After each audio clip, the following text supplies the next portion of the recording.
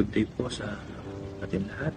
Ating pong devotion sa oras ng ito ay makikita po siya sa 1 Corinthians chapter 14, verse 34 to 35. Sabi po dito sa NIV version, women should remain silent in the church.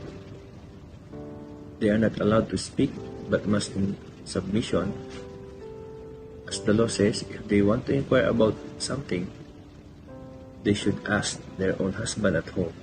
For it is disgraceful for a woman to speak in the church. The question of plenty of controversy, yung pong ano po dito, while men and women are both created in the image of God and share equally at all benefits of salvation, dito po, Paul is pretty consistent that there is an order to be kept within the church in manners of governance and teaching. Many argue against this, believing that Paul was either culturally. So, some have taken this passage literally mean that women should never speak in the church. So, hindi po ganon. Hindi naman po natin literal na huwag pong papagsalitain o papag-anuhin yung mga kababayan sa church. Yung pong verse dito na nasabi po dito na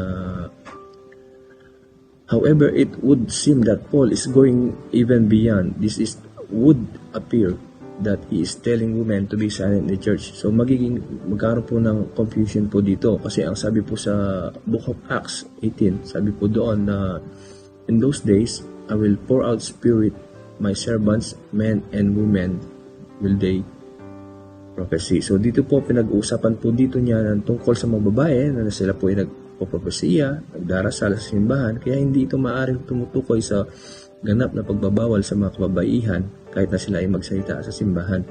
Ang sabihin po ni Pablo na ang mga babae ay dapat manahimik, ibig niyang sabihin po ay hindi po sa buong worship service. So, how many of us po na yung familiarize po sa phrase na if God can find a man to do the job, then God will raise up a woman to get it done.